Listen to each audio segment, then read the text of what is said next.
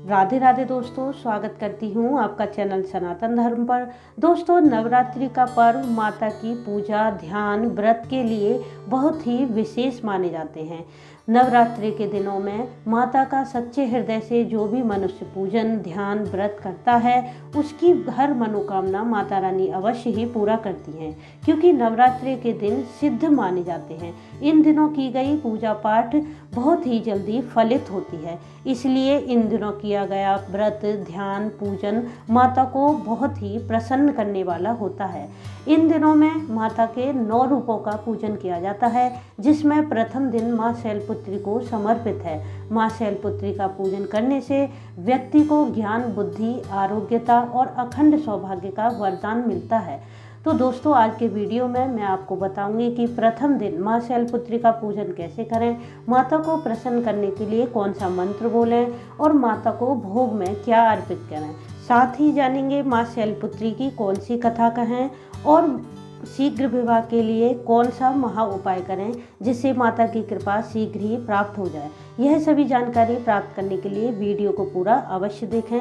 माँ शैलपुत्री का स्वरूप अत्यंत शांत व सौम्य है। वे हिमालय राज की पुत्री हैं। माँ शैलपुत्री की सवारी बैल है। माँ ने एक हाथ में कमल पुष्प धारण किया है। यह पुष्प शांति व सौभाग्य का प्रतीक है। माँ ने दूसरे हाथ में त्रिशूल धारण कर रखा है, जो धर्म, अर्थ, मोक्ष का प्रतीक है। माँ शैलपुत्री के पूजन के लिए नवरात्रि के प्रथम दिन प्रातः जल्दी उठकर स्नान आदि करके स्वच्छ वस्त्र पहने, एक चौकी पर लाल वस्त्र बिछाकर कलश की स्थापना करें। नवरात्रि में कलश का पूजन जरूर करें, जिससे सभी देवी देवताओं का आशीर्वाद प्राप्त हो। कलश स्थापना के लिए कलश में गंगा जल, शुद्ध जल, सुपारी, अक्षत, सिक्का डालें। कलश पर स्वास्तिक बनाकर आम के 5 या 7 पत्ते लगाएं। फिर एक पात्र में चावल भरकर कलश पर रख दें। उस पर पानी वाला नारियल रखें। इस नारियल को एक चुनरी में लपेट दें। चुनरी में अक्षत और एक सिक्का रख दें और इस पर मौली लपेट दें। फिर एक मिट्टी के पात्र में धान डालकर उसमें शुद्ध मिट्टी डालकर जल डाल दें और कलश को स्थापित कर दें। यह हो गई आपकी कलश की स्थापना। इसके पश्चात यदि आप अखंड ज्योत जला रहे हैं तब तो बहुत ही सर्वश्रेष्ठ है, परंतु यदि अखंड ज्योत नहीं जला रहे तब एक शुद्ध घी का दिया सुबह और शाम माँ के सामने प्रज्वलित करें। माँ शैलपुत्री के पूजन के लिए पीले रंग के वस्त्र पहने और एक चौकी पर माँ दुर्गा का फोटो या माता का विग्रह स्थापित करें, क्योंकि माता के 9 रूप माँ दुर्गा का ही स्वरूप हैं। फिर माता को रोली, कुमकुम, अक्षत अर्पित करें। माता को फूल माला पहनाएं।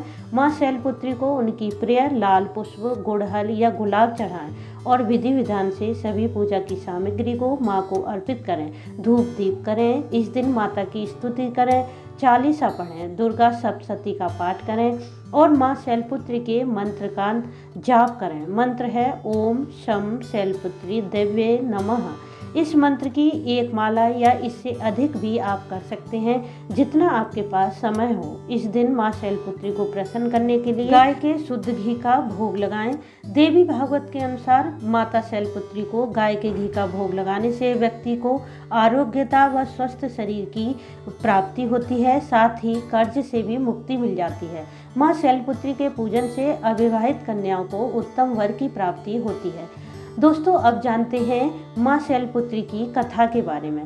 बहुत समय पहले जब प्रजापति दक्ष एक बहुत बड़े यज्ञ का आयोजन कर रहे थे, उस यज्ञ में उन्होंने सभी देवी देवताओं को आमंत्रित किया, परंतु भगवान शिव को निमंत्रण नहीं दिया। यह देखकर माता सती बहुत व्याकुल हुई और दुखी हो गईं। तब उन्होंने अपने पिता के इस यज्ञ में जाने के लिए भगवान शिव से आज्ञा मांगी, परंतु भगवान शिव ने कहा कि हमें इस यज्ञ में निमंत्रण नहीं दिया गया, इसलिए इस यज्ञ में जाना अनुचित है। परंतु माता सती के बार बार आग्रह करने पर भगवान शिव ने उन्हें यज्ञ में जाने की स्वीकृति दे दी। माता सती जब दक्ष के यहाँ पहुंची तब उनके पिता दक्ष ने भगवान शंकर और माता सती के लिए अनेक अपमानजनक शब्द कहे, जिससे माँ सती अत्यधिक दुखी व क्रोधित हुई और परिणाम स्वरूप उन्होंने योगाग्नि द्वारा अपने शरीर को भस्म कर लिया। और फिर माँ सती का अगला जन्म पर्वतराज हिमालय के यहाँ हुआ। हिमालय के घर जन्म लेने के कारण उनका नाम शैलपुत्री पड़ा।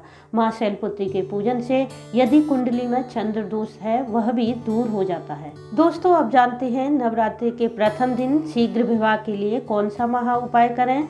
माँ शैलपुत्री की पूजा अर्चना करने के बाद एक पान का पत्ता लें, उस पर अपनी उम्र के बराबर लौंग रखें। जैसे यदि आपकी उम्र 20 साल है तो 20 लौंग रखें और 30 साल है तो 30 लौंग रख लें। यह लौंग फूल वाली होनी चाहिए और फिर एक मौली में इन्हें बांधकर इनकी माला बना लें और माता रानी को पहना दें। फिर अपने शीघ्र विवाह की माँ भगवती से प्रार्थना करें और जब तक आपकी कामना पूरी ना हो जाए इस माला को आप ना उतारें।